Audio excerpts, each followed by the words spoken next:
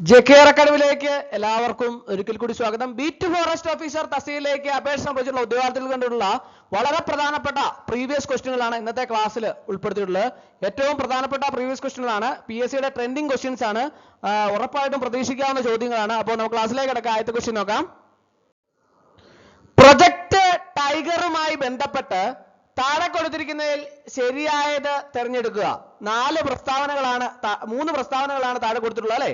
അതിൻ്റെ അകത്ത് പ്രൊജക്ട് ടൈഗറുമായി ബന്ധപ്പെട്ട് ഈ കൊടുത്തിരിക്കുന്ന പ്രസ്താവനകളിൽ ശരിയായത് ഏതാണെന്ന് തെരഞ്ഞെടുത്ത് എഴുതാനാണ് പറഞ്ഞിട്ടുള്ളത്. താഴെ നാല് ഓപ്ഷൻസ് കൊടുത്തിട്ടുണ്ട്.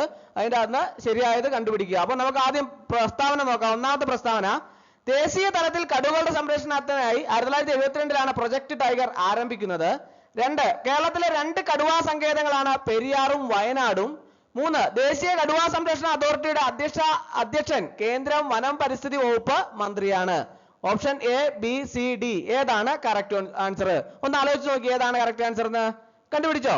ഏതാണ്? ഓപ്ഷൻ സി ആണല്ലേ, മൂന്നാമത്തേത് മാത്രമാണ് അല്ലെ. ഏതാണ്? ദേശീയ കടുവാ സംരക്ഷണ അതോറിറ്റിയുടെ അധ്യക്ഷൻ കേന്ദ്രം വനം പരിസ്ഥിതി വകുപ്പ് മന്ത്രിയാണ്. അപ്പോൾ മൂന്നാമത്തെ മാത്രമാണ് ശരിയായത്. ഓപ്ഷൻ സി ആണ് കറക്റ്റ് ആൻസർ. അടുത്ത ചോദ്യം, ഒരു പ്രദേശം ദേശീയോദ്യാനമായി പ്രഖ്യാപിക്കുന്നത് ഏത് നിയമത്തിലെ വ്യവസ്ഥകൾ പ്രകാരമാണ്? ഒരു പ്രദേശം ദേശീയോദ്യാനമായി പ്രഖ്യാപിക്കുന്നത് ഏത് നിയമത്തിലെ വ്യവസ്ഥകൾ പ്രകാരമാണ്? 4 ഓപ്ഷൻ ഉണ്ട്. ഏതാണ് ശരി ഉത്തരം? ഒന്ന് ആലോചിച്ച് നോക്കി, ഏതാണ്? ഓപ്ഷൻ ഡി ആണല്ലേ, വന്യജീവി സംരക്ഷണ നിയമം. വന്യജീവി സംരക്ഷണ നിയമപ്രകാരമാണ് ദേശീയോദ്യാനമായി പ്രഖ്യാപിക്കുന്നത്. അടുത്ത ചോദ്യം, എലിഫന്റ് റിസർവുമായി ബന്ധപ്പെട്ട് ശരിയായ വസ്തുതകൾ തിരഞ്ഞെടുക്കുക. 3 പ്രസ്താവനകൾ താഴെ കൊടുത്തിട്ടുണ്ട് അല്ലെ. അതിൻ്റെ അകത്ത് എലിഫന്റ് റിസർവുമായി ബന്ധപ്പെട്ട് ശരിയായ വസ്തുതകൾ തിരഞ്ഞെടുക്കുക എന്നാണ് പറഞ്ഞിട്ടുള്ളത്. ഒന്നാമത്തെ നോക്കാം. കേരളത്തിലെ ആകെ 6 എലിഫന്റ് റിസർവുകളാണ് നിലവിലുള്ളത്. 2. ഏറ്റവും കൂടുതൽ വിസ്തീർണമുള്ള എലിഫന്റ് റിസർവ് ആനമുടിയാണ്. 3. നിലമ്പൂർ എലിഫന്റ് റിസർവിന്റെ ഭൂപ്രദേശം മലപ്പുറം, കോഴിക്കോട്, വയനാട്, പാലക്കാട് എന്നീ റവന്യൂ ജില്ലകളിൽ വ്യാപിച്ചു കിടക്കുന്നു. അപ്പോൾ option A, B, C, D ഏതാണ് ശരി ഉത്തരം? ഒന്ന് ആലോചിച്ച് നോക്കിയേ. എലിഫന്റ് റിസർവുമായി ബന്ധപ്പെട്ട ശരിയായ വസ്തുതകൾ ഏതൊക്കെയാണെന്ന് തിരഞ്ഞെടുക്കാനാണ് പറഞ്ഞിട്ടുള്ളത്. Option A, B, C, D ഏതാണ് ശരി ഉത്തരം? ഓപ്ഷൻ എ ആണ്. രണ്ടാമത്തേതും മൂന്നാമത്തേതുമാണ് ശരിയായിട്ടുള്ള വസ്തുതകൾ. ഓപ്ഷൻ എ ആണ് കറക്റ്റ് ആൻസർ. അടുത്ത ചോദ്യം, ഇന്ത്യയിലെ ആദ്യത്തെ ജൈവ മണ്ഡല റിസർവ് ഏതാണ്? ഇന്ത്യയിലെ ആദ്യത്തെ ജൈവ മണ്ഡല റിസർവ് ഏതാണ്? 4 ഓപ്ഷൻ ഉണ്ട്. ഏതാണ് ശരി ഉത്തരം? ഏതാണ്? ഓപ്ഷൻ എ ആണല്ലേ, നീലഗിരി ആണല്ലേ. ഇന്ത്യയിലെ ആദ്യത്തെ ജൈവ മണ്ഡല റിസർവ് നീലഗിരി. അടുത്ത ചോദ്യം, ഇന്ത്യയിൽ ഏറ്റവും കൂടുതൽ വനാവരണം ഉള്ള സംസ്ഥാനം ഏതാണ്? ഇന്ത്യയിൽ ഏറ്റവും കൂടുതൽ വനാവരണമുള്ള സംസ്ഥാനം ഏതാണ്? 4 ഓപ്ഷൻ ഉണ്ട്. ഏതാണ് ശരി ഉത്തരം? ഇന്ത്യയിലെ ഏറ്റവും കൂടുതൽ വനാവരണമുള്ള സംസ്ഥാനം ഏതാണ്? ഏതാണ്? ഓപ്ഷൻ എ ആണ് കറക്റ്റ് ആൻസർ അല്ലേ, മധ്യപ്രദേശ്. മധ്യപ്രദേശ് ആണ് ഇന്ത്യയിൽ ഏറ്റവും കൂടുതൽ വനാവരണമുള്ള സംസ്ഥാനം. അടുത്ത ചോദ്യം, താഴെ കൊടുത്തിരിക്കുന്നതിൽ ആഗോള താപനത്തിന്റെ സൂചകങ്ങൾ ഏതാണ്?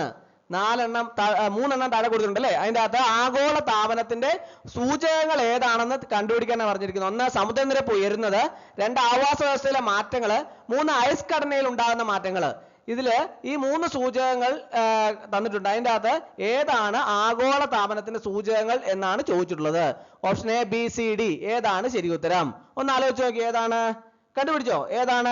ഓപ്ഷൻ ഡി ആണല്ലേ. 1, 2, 3 ആഗോള താപനത്തിന്റെ സൂചകങ്ങളാണ്. അപ്പോൾ 3 ശരിയാണ്. ഓപ്ഷൻ ഡി ആണ് കറക്റ്റ് ആൻസർ. അടുത്ത ചോദ്യം, കരിമ്പുഴ വന്യജീവി സങ്കേതത്തെ കുറിച്ച് ശരിയായ പ്രസ്താവന തെരഞ്ഞെടുത്ത് എഴുതുക. അതായത് 3 പ്രസ്താവനകൾ താഴെ കൊടുത്തിട്ടുണ്ടല്ലേ.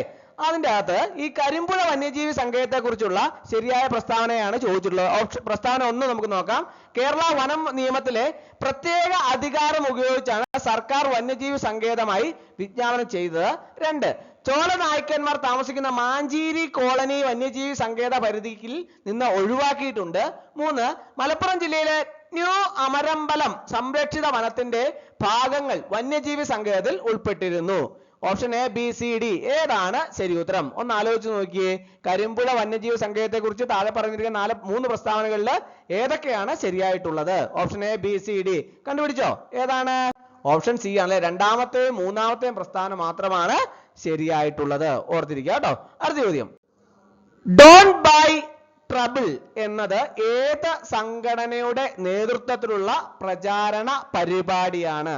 ഡോണ്ട് ബൈ ട്രബിൾ എന്നത് ഏത് സംഘടനയുടെ നേതൃത്വത്തിലുള്ള പ്രചാരണ പരിപാടിയാണ്? എല്ലാവർക്കും അറിയാവുന്നതാണല്ലേ. ഏതാണ്? ട്രാഫിക്കിന്റെ എന്ന സംഘടനയുടെ നേതൃത്വത്തിലുള്ള പ്രചാരണ പരിപാടിയാണ്. TRAFFIC ട്രാഫിക്കിന്റെ എന്ന സംഘടനയുടെ നേതൃത്വത്തിലുള്ള പ്രചാരണ പരിപാടിയാണ്. അടുത്ത ചോദ്യം, IUCN വർഗീകരണം അനുസരിച്ച് സഹ്യപർവ്വത വനങ്ങളിൽ ഗുരുതര വംശനാശ ഭീഷണി ക്രിട്ടിക്കലി എൻഡാർജേഡ് നേരിടുന്ന വിഭാഗത്തിൽപ്പെട്ട ജീവി ഏതാണ്? IUCN വർഗീകരണം അനുസരിച്ച് സഹ്യപർവ്വത വനങ്ങളിൽ ഗുരുതര വംശനാശ ഭീഷണി നേരിടുന്ന വിഭാഗത്തിൽപ്പെട്ട ജീവി ഏതാണ്? ഒന്ന് മലബാർ വെരുക്, രണ്ട് സിംഹാലൻ കുരങ്ങ്, മൂന്ന് വരയാട്. ഏതൊക്കെയാണ് വിഭാഗത്തിൽപ്പെട്ട ജീവികൾ? ഈ പറഞ്ഞിരിക്കുന്ന മൂന്നെണ്ണത്തിനകത്ത് ഏതൊക്കെയാണ്? Option A B C D ഏതാണ് കറക്റ്റ് ആൻസർ? ഒന്ന് ആലോചിച്ച് നോക്കി. ഏതാണ്? ഓപ്ഷൻ എ ആണല്ലേ. ഒന്നാമത്തേത് മാത്രമാണ്. ഏതാണ്? മലബാർ വെരുക്. മലബാർ വെരുക്. അടുത്ത ചോദ്യം, കമ്മ്യൂണിറ്റി റിസർവ് സംബന്ധിച്ച് ശരിയായവ തിരഞ്ഞെടുക്കുക. മൂന്ന് പ്രസ്താവനകൾ താഴെ കൊടുത്തിട്ടുണ്ട് അല്ലേ. അതിൻ്റെ അകത്ത് കമ്മ്യൂണിറ്റി റിസർവ് സംബന്ധിച്ച് ശരിയായവ തിരഞ്ഞെടുക്കാനാണ് പറഞ്ഞിട്ടുള്ളത്. ഒന്ന്, കടലുണ്ടി വള്ളിക്കുന്ന് ആണ് കേരളത്തിലെ ആദ്യത്തെ community reserve.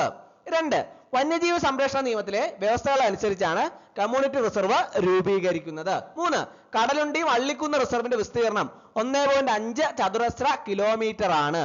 Option A B C D ഏതാണ് ശരി ഉത്തരം? ഒന്ന് ആലോചിച്ച് നോക്കി. ഏതാണ് ശരി ഉത്തരം എന്ന് കണ്ടുപിടിച്ചോ? ഏതാണ്? ഓപ്ഷൻ ഡി ആണല്ലേ. ഒന്നാമത്തേതും രണ്ടാമത്തേതും മൂന്നാമത്തേതും കമ്മ്യൂണിറ്റി റിസർവ് സംബന്ധിച്ച് ശരിയായിട്ടുള്ള പ്രസ്താവനകളാണ്. മൂന്ന് പ്രസ്താവനകളും ശരിയായിട്ടുള്ളതാണ്. ഓപ്ഷൻ ഡി ആണ് കറക്റ്റ് ആൻസർ. അടുത്ത ചോദ്യം, താഴെ കൊടുത്തിരിക്കുന്ന ദിനാചരണങ്ങൾ ശരിയായ രീതിയിൽ ചേരുംപടി ചേർക്കാമെന്നാണ് പറഞ്ഞിട്ടുള്ളത്. അതായത് താഴെ 4 ചേരുംപടി ചേർക്കാനുള്ള കാര്യങ്ങൾ കൊടുത്തിട്ടുണ്ട്. എ സൈഡിൽ ദിവസം മാസവും ഓരോ ദിവസത്തിലെ മാസങ്ങളും, അതുപോലെ തന്നെ വല സൈഡിൽ അതിൻ്റെ അതുമായിട്ട് ബന്ധപ്പെട്ട ദിനാചരണങ്ങളുമാണ് കൊടുത്തിട്ടുള്ളത്. അപ്പോൾ ഓരോന്നും അങ്ങോട്ടും ഇങ്ങോട്ടും ചേരുന്ന ഓരോന്നുമായിട്ട് ബന്ധപ്പെട്ട ദിനാചരണങ്ങളുമായിട്ട് ബന്ധപ്പെട്ട തീയതികൾ ഏതൊക്കെയാണെന്നാണ് ചോദിച്ചിട്ടുള്ളത്. നമുക്ക് ചേരുംപടി ചേർക്കാനാണ് പറഞ്ഞിട്ടുള്ളത്. ജനുവരി 5, ഏപ്രിൽ 22, സെപ്റ്റംബർ 16, മെയ് 22. ഇടത് സൈഡിലും വലത് സൈഡിലും അന്താരാഷ്ട്ര ഓസോ ദിനം, ദേശീയ പക്ഷിയ ദിനം, അന്താരാഷ്ട്ര വൈവിധ്യ ദിനം, ഭൗമദിനം. ഇതിൻ്റെ അകത്ത് ചേരുംപടി ചേർക്കുമ്പോൾ ഓരോന്നിനും ചേരുന്നത് ഓരോ തീയതികൾ ഏതൊക്കെയാണെന്ന് കൃത്യമായിട്ട് കണ്ടുപിടിക്കാനാണ് പറഞ്ഞിട്ടുള്ളത്. ഏതൊക്കെയാണെന്ന് കണ്ടുപിടിച്ചോ? നമുക്ക് നോക്കാം എങ്ങനെയാണെന്ന്. ഒന്ന്, ജനുവരി 5 എങ്ങനെയാണ്? ജനുവരി 5ന്റെ ആരോ എങ്ങനെയാണ് വന്നേക്കുന്നത്? ബിയിലാണ് അല്ലേ. ദേശീയ പക്ഷി ദിനം. ഏപ്രിൽ 22 ആരോ എങ്ങോട്ടാണെന്ന് നോക്കിയേ? താഴെ ഡിയിലേക്കാണ് അല്ലേ. ഭൗമദിനം. സെപ്റ്റംബർ 16ന്റെ ആരോ നോക്കി എങ്ങോട്ടാണ്? അന്താരാഷ്ട്ര ഓസോൺ ദിനം. മെയ് 22ന്റെ ആരോ എങ്ങനെയാണ്? അന്താരാഷ്ട്ര ജൈവ വൈവിധ്യ ദിനം. അപ്പോൾ ഓപ്ഷൻ ബി ആണ് കറക്റ്റ് ആൻസർ. ഓപ്ഷൻ ബി ആണ് കറക്റ്റ് ആൻസർ. അപ്പോൾ അടുത്ത ചോദ്യത്തിലേക്ക് കിടക്കാം അല്ലേ. അടുത്ത്, താഴെ കൊടുത്തിരിക്കുന്ന നിയമങ്ങളുണ്ട്. അവ നടപ്പിലാക്കിയ വർഷങ്ങളുമാണ് കൊടുത്തിട്ടുള്ളത്. അപ്പോൾ ഒരു സൈഡ് നിയമങ്ങളാണ്, മറു സൈഡ് വർഷങ്ങളാണ്. അപ്പോൾ അത് തമ്മിൽ ചേരുംപടി ചേർത്ത് എഴുതാനാണ് പറഞ്ഞിരിക്കുന്നത്. നിയമങ്ങൾ ഏതാണ്? ഇന്ത്യൻ വന നിയമം, വന്യജീവി സംരക്ഷണ നിയമം, കേരള വന നിയമം, ഫോറസ്റ്റ് കൺസർവേഷൻ ആക്ട്. മറു സൈഡ് വർഷം 1961, 1927, 1980, 1972. അപ്പോൾ അങ്ങോട്ടും ഇങ്ങോട്ടും ഒന്ന് ചേരുംപടി ഒന്ന് ചേർത്ത് നോക്കിയേ. ഏതാണ് ഏത് വർഷമാണ്? Option A B C D ഒന്ന് നമുക്ക് ചേർത്ത് നോക്കിയാലോ. ഏതാണ്? നമുക്ക് ആണ്ടോ ആരോ കൊടുത്തിട്ടുണ്ട്. ഇന്ത്യൻ വന നിയമം ആരോ എങ്ങോട്ടാണ് വന്നേക്കുന്നത്? ഡിയിലേക്കാണ് അല്ലേ. 1972. വന്യജീവി സംരക്ഷണ നിയമം ആരോ എങ്ങോട്ടാണ്? വന്യജീവി സംരക്ഷണ നിയമം ആരോ എങ്ങോട്ടാണ്? വന്യജീവി സംരക്ഷണ നിയമത്തിന്റെ ആരോ എങ്ങോട്ടാണ്? ഡിയിലേക്കാണ് അല്ലേ. ഏതാണ്? 1972. ഇന്ത്യൻ വനനിയമം ഏതാണ്, ആരോ എങ്ങോട്ടാണ് വന്നേക്കുന്നത്? 1927. ആദ്യത്തെ ഒന്നുകൂടെ പറയാണ്, ഇന്ത്യൻ വനനിയമം ആരോ വന്നേക്കുന്നത് 1927ലാണ്. വന്യജീവി സംരക്ഷണ നിയമം ആരോ വന്നേക്കുന്നത് 1972ലാണ്. കേരള വനനിയമം ആരോ വന്നേക്കുന്നത് 1961ലേക്കാണ്. ഫോറസ്റ്റ് കൺസർവേഷൻ ആക്ട് ആരോ വന്നേക്കുന്നത് 1980ലേക്കാണ്. അപ്പോൾ ഏതാണ് കറക്റ്റ് ആൻസർ? ഓപ്ഷൻ എ ആണല്ലേ കറക്റ്റ് ആൻസർ, ഓപ്ഷൻ എ. ഒരിക്കൽ കൂടി പറയാം, ഇന്ത്യൻ വന നിയമം ഏതാണ് വർഷം? 1927. വന്യജീവി സംരക്ഷണ നിയമം 1972. കേരള വന നിയമം 1961. Forest conservation act 1980. ആരോ നോക്കിയാൽ കൃത്യമായിട്ട് മനസ്സിലാക്കാം. നിങ്ങൾക്ക് മനസ്സിലാക്കാൻ വേണ്ടിയാണ് ഞാൻ ആരോ ഇട്ടേക്കുന്നത്. മനസ്സിലായല്ലോ? ആദ്യം ഒന്ന് പറഞ്ഞപ്പം ഇന്ത്യൻ വന നിയമത്തിനൊന്ന് തെറ്റിപ്പോയായിരുന്നു, അതുകൊണ്ടാണ് ഒരിക്കൽ കൂടി എടുത്തെടുത്ത് പറഞ്ഞത്. അടുത്ത്, കേരളത്തിലെ ആദ്യത്തെ റിസർവ് വനം ഏതാണ്? കേരളത്തിലെ ആദ്യത്തെ റിസർവ് വനം ഏതാണ്? 4 ഓപ്ഷൻ ഉണ്ട്. ഏതാണ് ശരി ഉത്തരം? ഏതാണ്? കോന്നി ആണല്ലേ കേരളത്തിലെ ആദ്യത്തെ റിസർവ് വനം. ഏതാണ്? കോന്നി. അടുത്ത ചോദ്യം, ഓപ്പറേഷൻ തണ്ടർ 2023 നടത്തിയത് എന്തിനു വേണ്ടിയായിരുന്നു? ആർക്കൊക്കെ അറിയാം ഓപ്പറേഷൻ തണ്ടർ 2023 നടത്തിയത് എന്തിനു വേണ്ടിയായിരുന്നെന്ന്? അറിയാവുന്നവരൊന്ന് കണ്ടുപിടിച്ചോ? ഓപ്പറേഷൻ തണ്ടർ 2023 നടത്തിയത് എന്തിനു വേണ്ടിയായിരുന്നു? അന്താരാഷ്ട്ര തലത്തിലുള്ള വന്യജീവി കള്ളക്കടത്ത് കണ്ടെത്തി നടപടി സ്വീകരിക്കുന്നതിന് വേണ്ടിയായിരുന്നു ഓപ്പറേഷൻ തണ്ടർ 2023 നടത്തിയത്. അടുത്ത ചോദ്യം, ലോക പരിസ്ഥിതി ദിനത്തോടനുബന്ധിച്ച് താഴെ പറയുന്നവയിൽ ശരിയായവ തിരഞ്ഞെടുക്കുക. 4 ഓപ്ഷൻസ് താഴെ കൊടുത്തിട്ടുണ്ടല്ലേ. അതിൻ്റെ അകത്ത് ലോക പരിസ്ഥിതി ദിനത്തോടനുബന്ധിച്ച് താഴെ പറയുന്നവയിൽ ശരിയായവ തിരഞ്ഞെടുക്കാനാണ് പറഞ്ഞിട്ടുള്ളത്. ഒന്ന് ആലോചിച്ച് നോക്കി, ഏതാണ് ശരിയായിട്ടുള്ളതെന്ന് കണ്ടുപിടിച്ചോ? ഏതൊക്കെയാണ് ശരിയായിട്ടുള്ളത്? എല്ലാം ശരിയായിട്ടുള്ളതാണല്ലേ. എന്താണ്?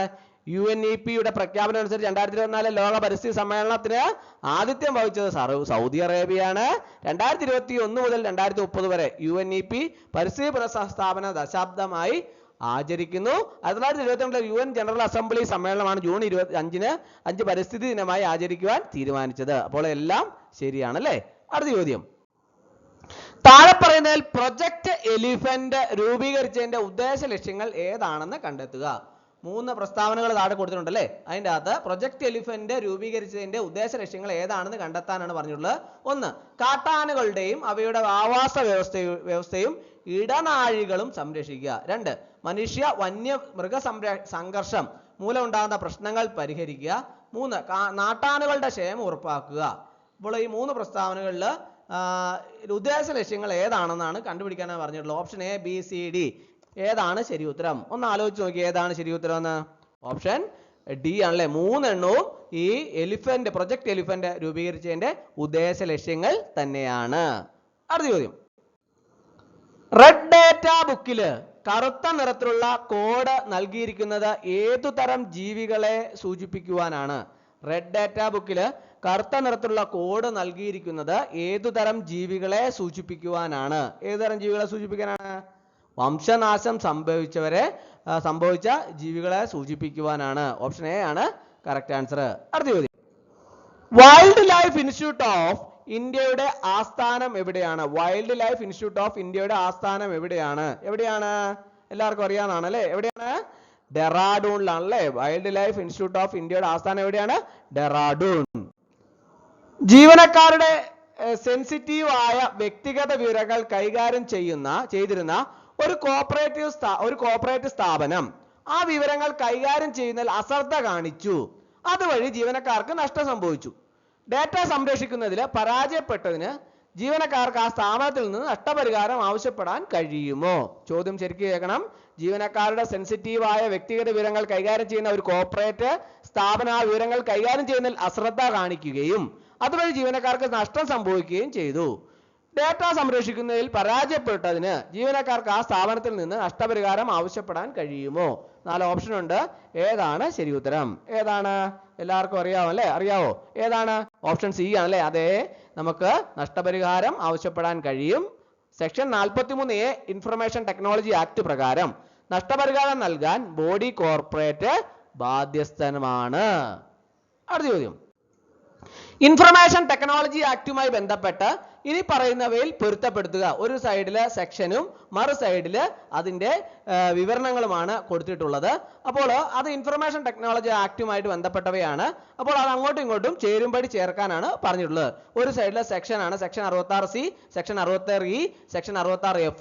മറു സൈഡില് ഐഡന്റിറ്റി മോഷണത്തിനുള്ള ശിക്ഷ, സൈബർ ഭീകരതയ്ക്കുള്ള ശിക്ഷ, സ്വകാര്യത ലംഘിക്കുന്നതിനുള്ള ശിക്ഷ. അപ്പോൾ ഇതിൻ്റെ അകത്ത് ഒന്നാമത്തെ മാത്രം അതുമായിട്ട് ബന്ധപ്പെട്ട് തന്നെയാണ് നേരെ കൊടുത്തേക്കുന്നത് അല്ലെ. ഏതാണ്? 66C തന്നെയാണ് ഐഡന്റിറ്റി മോഷണത്തിനുള്ള ശിക്ഷ. അടുത്ത് 66F ഏതാണ്? സ്വകാര്യത ലംഘിക്കുന്നതിനുള്ള ശിക്ഷയാണ്. 66E സ്വകാര്യത ലംഘിക്കുന്നതിനുള്ള ശിക്ഷയാണ്. 66F എന്താണ്? സൈബർ ഭീകരതയ്ക്കുള്ള ശിക്ഷയാണ്. അതായത് സെക്ഷൻ 66C അതിനോട് നേരെയുള്ളത് തന്നെ ഐഡന്റിറ്റി മോഷണത്തിലുള്ള ശിക്ഷ തന്നെയാണ്. കറക്റ്റ് ആയിട്ട് ഇതാണ്ടോ ആരോ നേരെ തന്നെയാണ് കൊടുത്തിരിക്കുന്നത്. ഐഡന്റിറ്റി മോഷണത്തിലുള്ള ശിക്ഷയാണ് കറക്റ്റ് ആൻസർ. സെക്ഷൻ 66E താഴെ ഏതാ വരുന്നേക്കുന്നത്? മൂന്നാമത്തെയാണ്, സ്വകാര്യത ലംഘിക്കുന്നതിനുള്ള ശിക്ഷയാണ്. സെക്ഷൻ 66F സൈബർ ഭീകരതയ്ക്കുള്ള ശിക്ഷയാണ്, രണ്ടാമത്തേതാണ്. അപ്പോൾ ഓപ്ഷൻ എ ആണ് കറക്റ്റ് ആൻസർ. അപ്പോൾ ഇന്നത്തെ ക്ലാസ് എല്ലാവർക്കും ഇഷ്ടമായെന്ന് വിചാരിക്കുന്നു. ഒരിക്കൽ കൂടി നിർത്തട്ടെ. നന്ദി, നമസ്കാരം.